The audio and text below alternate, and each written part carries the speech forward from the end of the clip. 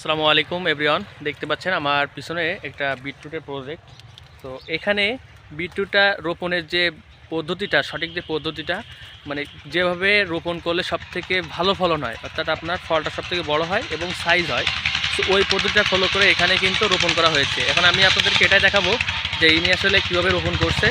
আর আসলে এটা কিন্তু শীতের আগে বলা যায়, কারণ শীত দেখা যায় যে এক সপ্তাহ মতন আসছে বা 15 দিনে আসছে, তার আগে দেখা যায় এটা রোপণ করা। তো এখন এই জন্য এরা উঠাতে পারতেছে। তো আপনারা যদি অগ্রিম এইভাবে বিটরুট চাষ করতে পারেন, তাহলে আশা করা যায় আপনারা বাম্পার যে ফলনটা বা যে সঠিক দামটা, এটা কিন্তু পাওয়ার সম্ভাবনা অনেক বেশি থাকে।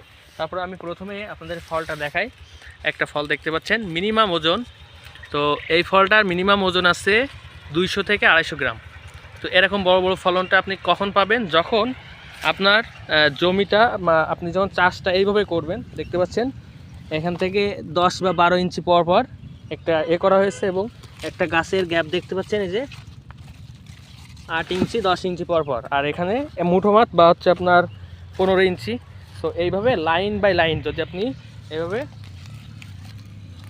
লাইন করে রোপণ করতে পারেন, তাহলে সেটা সবথেকে ভালো রেজাল্ট পাবেন। মানে আপনার ফলনটা সবথেকে ভালো হবে, ফলটা অনেক বড় হবে। সো এটা অনেকে বুঝতে চায় না, অনেকেই বলে যে ভাই ফলন ছোট, মানে ফল ছোট হয় কেন? তো আপনি প্রথমে চারা তৈরি করবেন, চারা যদি এভাবে সারিবদ্ধভাবে রোপণ করতে পারেন, তাহলে আপনি আশা অনুরূপ ফলন পাবেন। দেখা যায় যে 1 বিঘাতে মিনিমাম আপনার 100 মণ ক্রস করবে যদি আপনি এইভাবে রোপণ করেন। ঠিক আছে?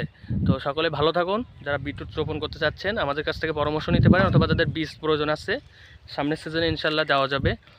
এবছর যেহেতু শীত চলে গেছে, আর এটা কিন্তু রোপণ করতে হয় মিনিমাম 2 মাস হাতে শীত রেখে, কারণ এটা 60 দিন বা 70 দিন পর থেকে হারভেস্ট শুরু করতে হয়। তো শীত না থাকলে এটা কিন্তু ফলন ওইভাবে বড় হবে না, গাছ হবে কিন্তু আপনার বীজটা বড় হবে না, অনেকটা লাল হয়ে যাবে, লম্বা হবে, কোনোটা কুকড়া মেরে যাবে, নষ্ট হবে এক কথায়, ফলনটা ওইভাবে ভালো হবে না। এই জন্য শীত থাকতে, মানে মিনিমাম 2 মাস শীত থাকলে আপনি এটা রোপণ করতে পারতেছেন। তো সকলে ভালো থাকুন, সকলে সুস্থ কামনা করে আজকে এখানে শেষ করছি ভিডিওটি। আল্লাহ হাফেজ।